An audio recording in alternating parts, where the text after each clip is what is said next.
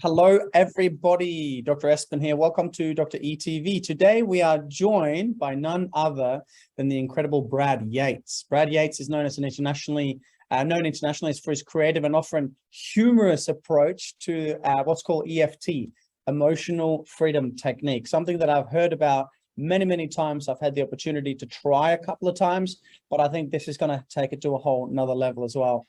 Brad is the author of the best-selling children's book, The Wizard's Wish. I love that. And also the bestseller Freedom at Your Fingertips. He's featured in an expert film in the tapping solution as an expert in that film, and has also been a presenter at a number of events, including working with Canfield's Breakthrough to Success and many other things. Brad now has almost 250,000 followers in YouTube and does a lot of good educational videos. Over 1,000 videos he's got out there now on YouTube. That's been viewed in a total of 39 million times. So Brad, thank you so much for being here with us today. How are you? I'm doing excellent, thanks. I'm happy to be here. Where in the world are you now? I am in Sacramento, California. Although having just got back yesterday from a month in Dublin, Ireland. Oh, wonderful. Good for you. It's good to be able to travel again, isn't it? It is very nice. I love presenting in live workshops, so having a live audience has been a wonderful thing. Exactly, same as what we do. Okay, let's get started straight in there. Tell us, for those who might not know or might need more information on it, what is EFT? So EFT is short for emotional freedom techniques, although a lot of us just call it tapping because it is a process of tapping with our fingertips on the same points that have been used in acupuncture for thousands of years. But instead of sticking needles in there, we just use our fingertips. And it's a process of down-regulating stress. I mean, there's all kinds of benefits to it, as there are all kinds of benefits to acupuncture. But the primary benefit that we notice is a downregulation of stress. And when you consider that most, if not all, of the issues that trouble us physically as well as emotionally are either caused by or worsened by stress, then that's why such a simple technique for reducing stress can be so helpful in so many areas of our lives. That is beautiful. In fact, I went back and redid a lot of studies in metadata over the last 20-30 years. And the only thing that I found that was directly related to every single, not just many, but every single chronic disease is this thing we call stress: mental, emotional, physical, biochemical, whatever different types of stress. I love this. Okay, so it's a process, and I love that you talk to the ancient wisdom of acupuncture and the understanding of the meridians and the movement of energy, because this is very key. Most people, I don't know if many people know this, but when you look at in India, they talk about the nadis and the energy moving through the different channels of the body, and then you have the meridians according to the Chinese system. A lot of this has been scientifically proven, and I've had a lot of amazing results with this type of work myself. So can you tell us then perhaps what is the relationship between our emotions and well, one, the choices that we make, but also how this stress can be stored in the body perhaps? Yeah, absolutely.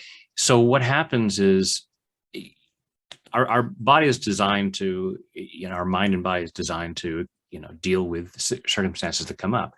So when the brain was developing during evolution, there's this part called the amygdala in the midbrain that is looking for threat.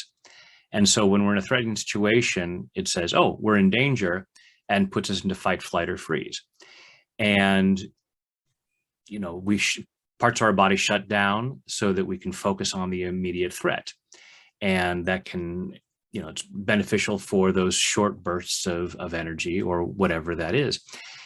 And that was really great when we were threatened by saber-toothed tigers, neighboring tribes with spears, all kinds of life-threatening situations. But that same response can happen in all kinds of situations, like someone looks cross-eyed at us. They say something unpleasant, and we go into this experience. And many of us are in a chronic state of stress.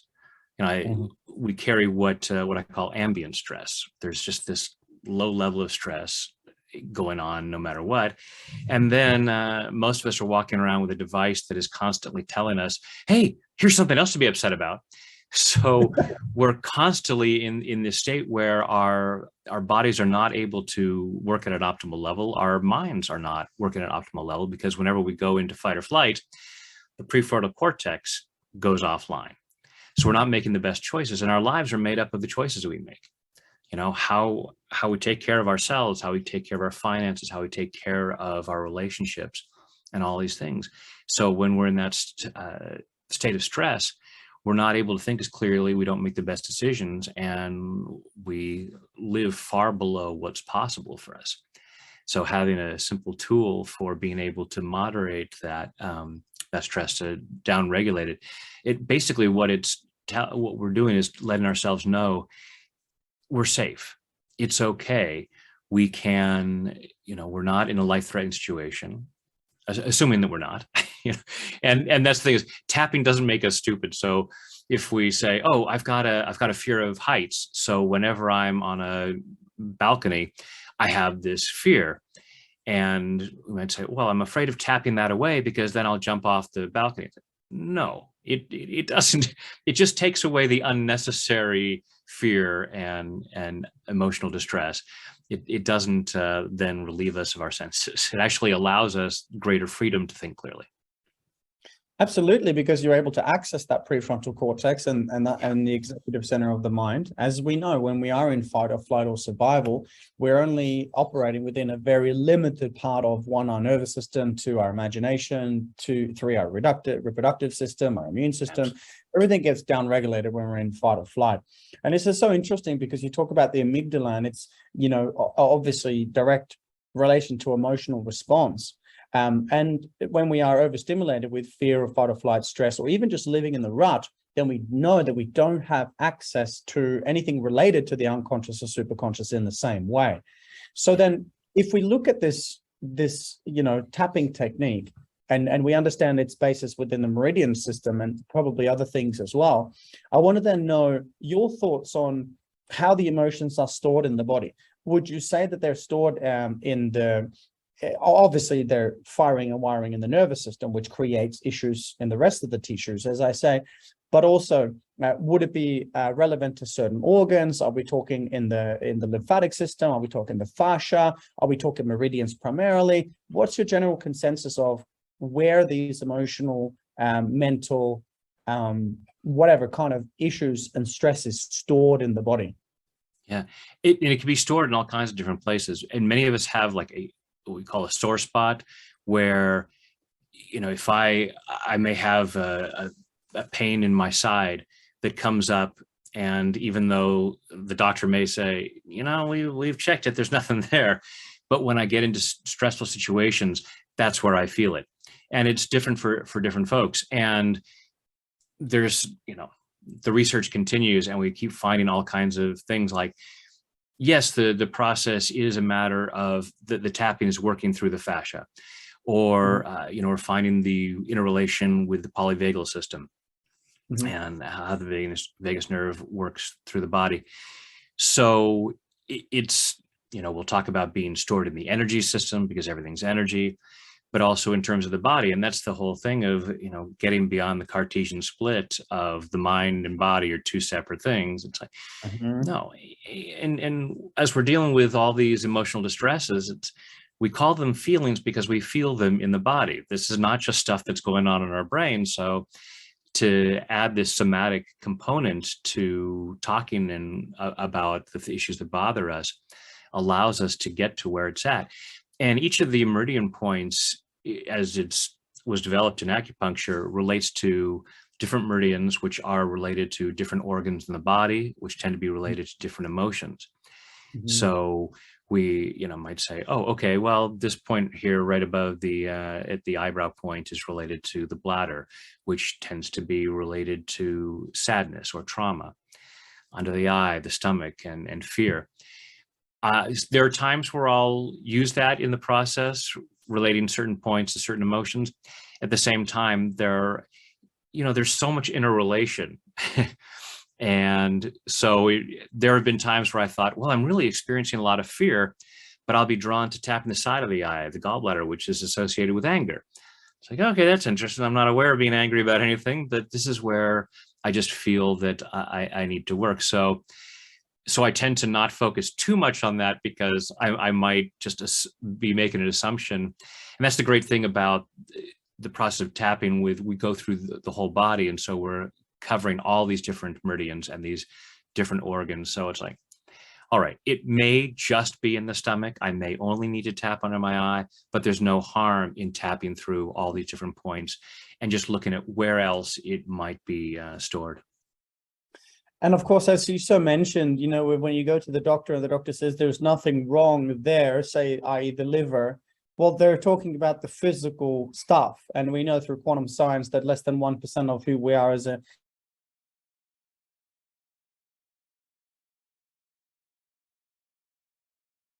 in actual physical tissue. However, we are not physical beings. We are energetic beings having a physical experience according to science. So this is really interesting, and something that I just thought of, which I'm sure you are well aware, that I just want to bring out to those watching and listening.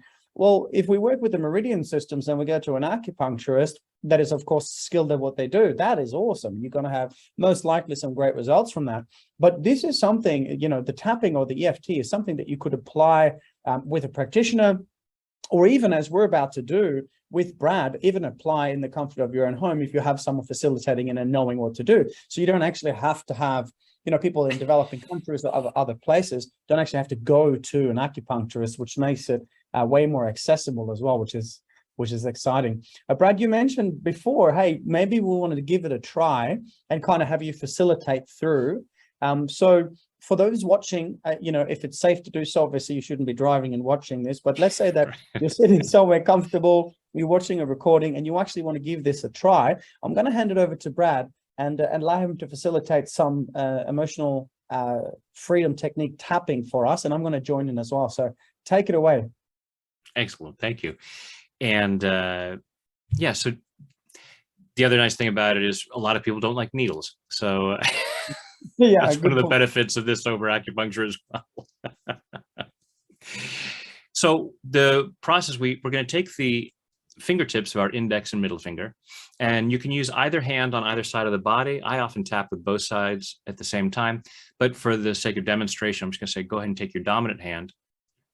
And we start by tapping on the edge of our opposite hand here. And what we'll do is we'll start out with a setup phrase. So we look at what's bothering us. So just to make it global, I'm just going to say stress. When we can be really specific about what's bothering us, that's awesome. If we can say, and so we would say, okay, on a scale of 0 to 10, how stressed am I right now? I got a lot of stuff bothering me. It may be an 8. And I would try to see where it is in my body. It's not absolutely necessary. We don't have to get it right. It's just allowing ourselves to get an idea. It's like, all right, I think the stress is about an 8, and it mostly feels like, say, a tension in my shoulders. Maybe it's a knot in my stomach, something like that. Just so we get an idea of what we're working with. And so then we would start by saying, even though I feel this stress, I choose to love and accept myself. Even though I'm going to show a real quick demonstration. Okay, go. So yeah, I'm sorry, I should have set that up. Just to make it simple for folks, we would repeat that 3 times, and then we would go through each of these points. Right here at the beginning of the eyebrow, and we'd say all this stress. Right at the side of your eye, all this stress. Right under the middle of your eye, all this stress. Right under your nose, all this stress. Right under your lower lip, just above your chin, all this stress. Right here where your collarbones come together, there's a little U shape at the base of your throat. And you can use all of your fingertips or even make a fist and tap both collarbone points. All this stress. Next point, about 4 inches below your armpit. It's right about bra strap level. Even the guys can figure out where that is. All this stress. And then finally, the top of your head. So just using all of your fingertips and tapping the crown of your head, all this stress. That's the very basic version of EFT. So you then take a deep breath and you check in and go, okay, the stresses, it may go from an 8 to a 0 like that sometimes. Generally, it's more gradual. So it may come from an 8 to a 6 or a 7. And as we're tapping through, we tend to, it's like peeling layers of an onion, and we get more clarity about what's going on. So I wanted to give you a basic overview, but now we're going to have some fun with it. So actually, everyone, close your eyes, take a deep breath, unless you're driving. And just follow your breath through your body and allow yourself to be aware of where you might be holding on to stress. Notice what thoughts, beliefs, or memories might come up that might be causing stress. Notice where in your body it might be. Notice on a scale of 0 to 10 how strong it might feel. Now take a deep breath, open your eyes. And now let's see what we can do about that. So, even though I feel some stress, I choose to love and accept myself. I choose to love and accept myself. Even though I feel some stress, I choose to love and honor myself. I choose to love and honor myself. Even though I feel some stress,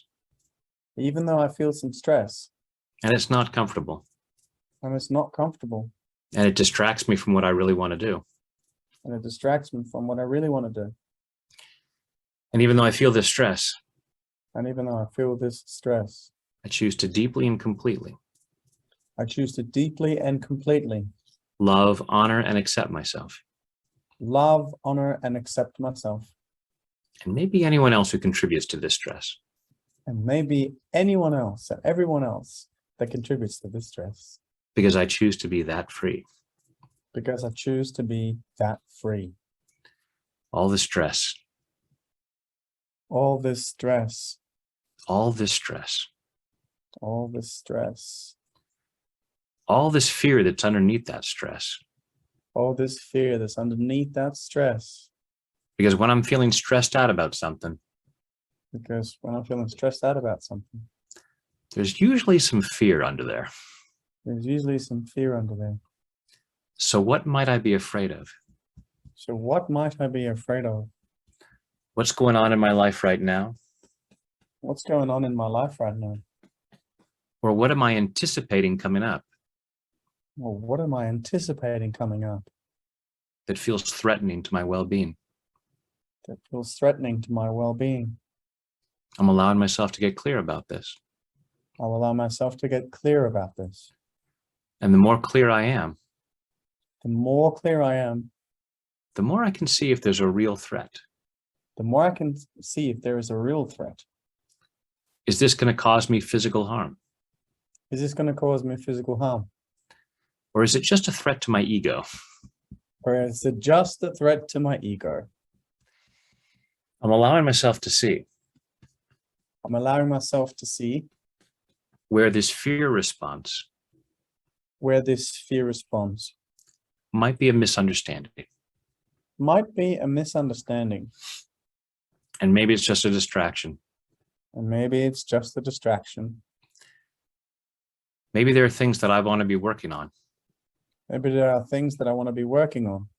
But I'm not sure I can handle it.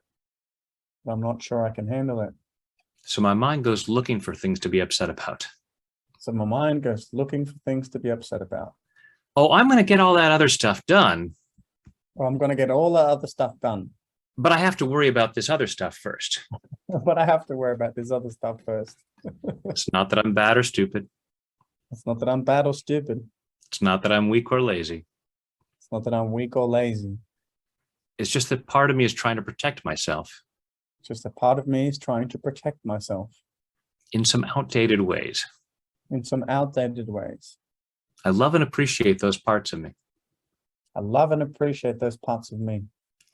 That are bringing on this stress reaction. Believing that it's necessary. And I'm processing that. Allowing myself to see. If it's safe to let it go. And then letting it go. Releasing this fear. Releasing it at a cellular level. And all the way back through my past. Back through all the times in my life. Where I may have somehow gotten the message.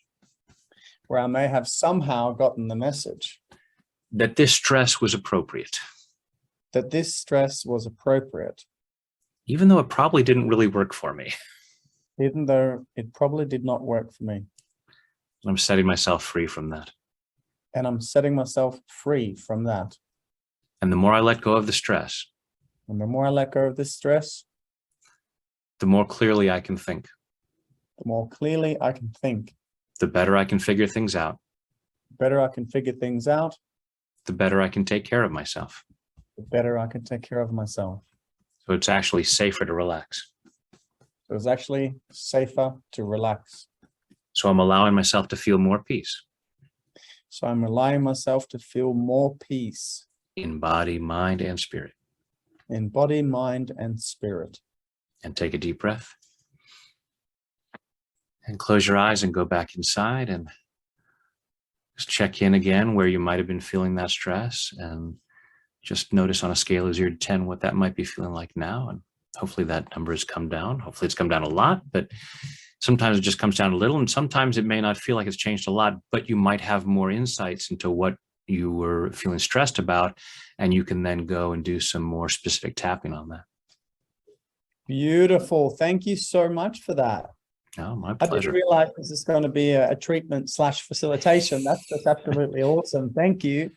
Well, I always like to demonstrate for folks rather than saying, so there's this kind of weird process, I'm going to tell you all about it, and now you have to go and look someplace else to find it. So I like to give folks a hands-on experience. Brilliant, Brad. It gives us the kinesthetic experience as well, which is very important. Now, just folks out there listening, you've got this now. You've got this on video. What a powerful thing to do, to watch, to repeat, to do on a regular basis, and also potentially an opportunity to reach out to tapping practitioners if this feels like it's going to be useful and meaningful and or healing for you. I can see something like this, even considering the many beautiful mantras that were involved, the self-talk that was involved there is just phenomenal nonetheless. Going back, looking at the history, the cellular memory, resetting a new belief system, firing and wiring positive beliefs, letting go and recalibrating stress back to presence. I think that is brilliant. What are some of the results that you see with clients when you're working with clients, when you see a reduction of stress? I mean, the emotions create actions, right? Habits. And within a stressful experience, operating out of the amygdala, stuck in the hindbrain, not able to access the prefrontal cortex at the executive center, we don't make those same kind of decisions. We make rash, survival-based decisions. So how do you see something like EFT and emotional healing in general changing our habits and having effects on our lives? I like to say that emotional freedom is the freedom to make better choices, because our feelings, direct and limit our choices. So based on stuff that's been going on for us in all kinds of areas, we may find that we're not able to make those best choices. I like to say that if you can look at any choice you've made in your life, like the worst mistake you've ever made, and if you could open your brain and track all the neural pathways and all the experiences that happened up to that moment, you'd look at it and go, oh, I totally see why I did that. I wouldn't do it again. It's obviously not the ideal choice, but I can see that in where I was at with the blinders I had because of my experiences and the programming I had, that was the only option at the moment. Even if in that moment I was thinking I could do this or I could do this, if I made the less healthy choice, it's because part of me said, this is what I have to do. And part of it is that we are, we crave homeostasis. We want things to be the same, even if our lives are crap. Part of it says, yeah, but it's my crap. I know how it goes. I dealt with it yesterday. I know I can deal with it today. And so when we try to make a change in our lives, we have a stress response. When we try to make the healthier choice, the happier choice, the more profitable choice, part of it says, oh, no. You're not supposed to have more money. You're not supposed to be happier. Your friends will be jealous. Your family will disown you. You need to do this. And so we have that stress response that limits our actions. So as we think about what we want and talk about it, and we tap and we clear the stress, it's like, oh, It would be okay for me to have more money. It would be okay for me to be healthier. It would be okay for me to find a more healthy relationship.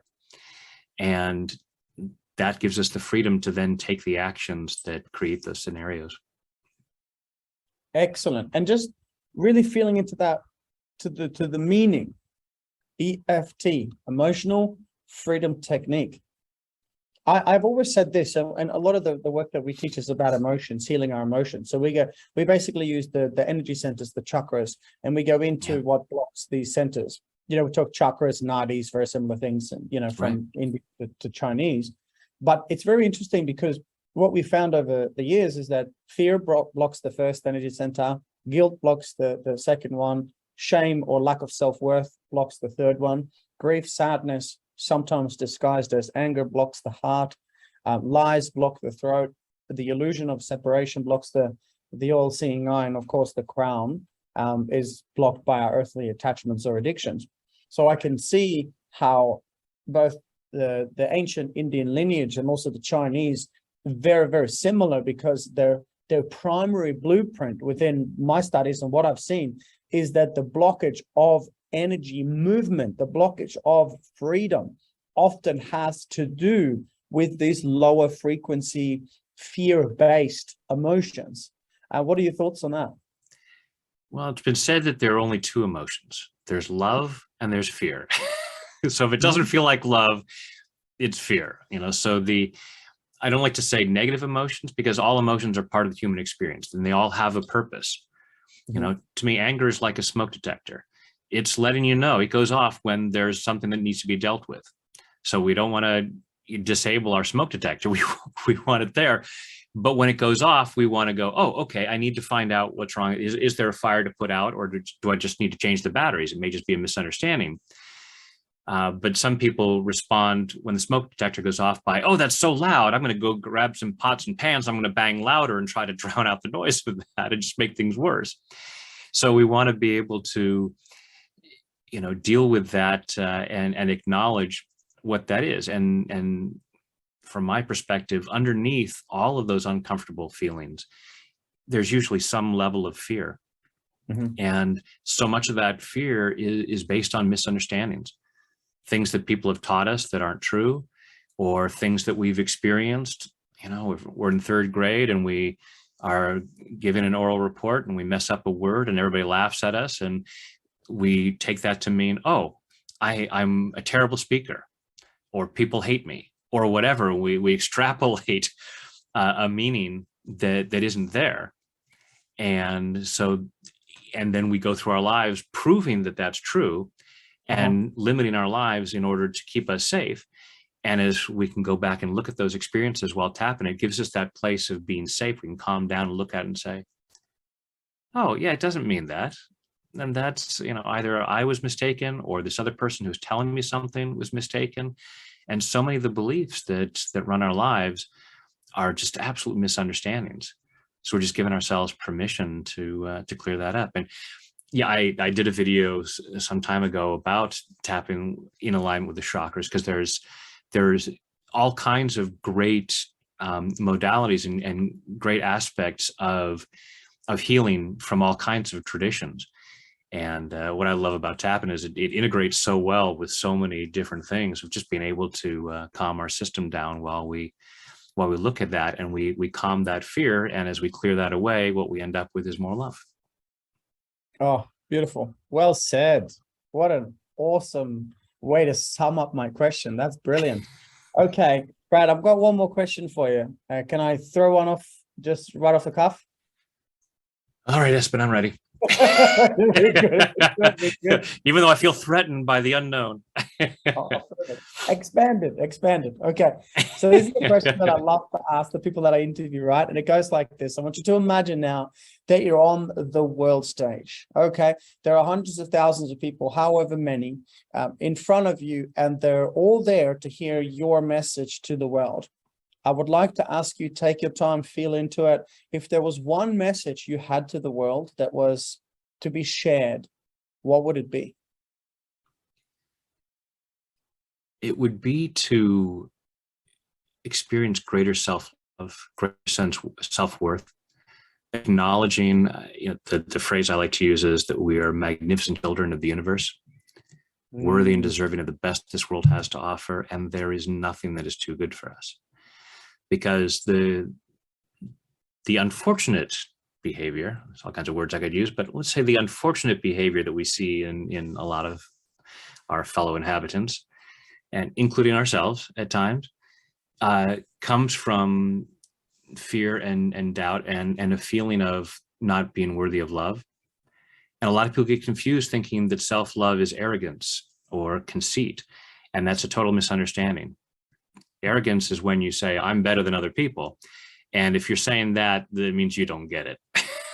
Self-love is acknowledging we're all connected. If I know that I'm awesome, I can't help but notice that you're awesome as well. And if we have that perspective, we're naturally going to take better care of each other and make the world a much more wonderful place. So it's tapping to clear away the reasons why we couldn't or shouldn't love ourselves more. Oh, you are awesome, Brad Yates. And thank you for sharing that. It comes back to self-love, ladies and gentlemen. So much of it, I totally see that. And, in Australia, we have this thing called we should talk about the tall poppy. I'm from Norway. We call it Jantelov. And it's just this thing that this conditioning, I guess, that, we can't say that we're amazing or that we're beautiful, et cetera, et cetera. So I want to really thank you for giving us permission to play a bigger game today and to really step into both more emotional freedom and also that final beautiful piece of self-love. Any final words? Where can people hear about you? Where can people learn more about your work? Oh, thank you. Easiest way is at my website, tapwithbrad.com. And obviously you can go on YouTube, over 1,000 videos there, just on all kinds of different subjects for, clearing out that stress and that fear and, clearing out those reasons why we couldn't or shouldn't love ourselves and treat ourselves better. So it really is giving yourself permission, because also, I'm saying this to everyone watching this, you have gifts and talents to share with the world. And if you insist that you're not awesome, you're going to play small, you're going to hide your light under the bushel, as they say. And the more you acknowledge, wow, I am a gift to the world, I want to share that gift. And just like you're doing, Espen, putting yourself out there and sharing your gifts and everyone there, it's clear what stops you from sharing that, because I don't want to say you're robbing the world, because I don't want to instill guilt in anybody. You can tap away guilt, but encourage you to recognize that you've got something to share, and please and thank you. Beautiful. And what did you say before the sentence? You had something like, no goodness is too good for you or something? Oh, there's nothing that is too good for you. Oh, because you can look out, and I mean, you're there on the beautiful Gold Coast. You go out there and you can watch a sunrise over the ocean, and so we will sit there and go, oh, I'm not deserving of this, I'm not deserving of that, and yet we can go stand there on the beach and watch a sunrise. Like, what if the universe is obviously telling you you're worthy and deserving of this? Yeah. How can you say, oh yes, but I'm not worthy of, another $10,000 a year or whatever? When it's all of this false belief. And even with each breath we take, the universe is saying, yes, you're worthy and deserving of that. I inhale, I make a request, the universe says, yes, you deserve that. And I challenge everyone right now, take a really big, deep breath in and let it go. And just notice, in that moment, you asked the universe for more. And what did the universe say? It didn't say, no, I'm sorry, you only get the same amount of oxygen you were getting before. You're asking for too much. That's for other people. So it's just to me, it's a great little metaphor for, when we ask for more, the universe says, yes, you're worthy and deserving of that. Oh, I love it. Beautiful, buddy. Thank you so much for the amazing work that you do. Tapwithbrad.com. And thanks for taking the time to be with us today and to teach us a little bit about tapping. Well, thank you so much for what you're doing. And thank you so much for this opportunity to share this work. Greatly appreciated. Thank you so much. And goodbye for now, everybody. Brad Yates, everybody. Thanks so much.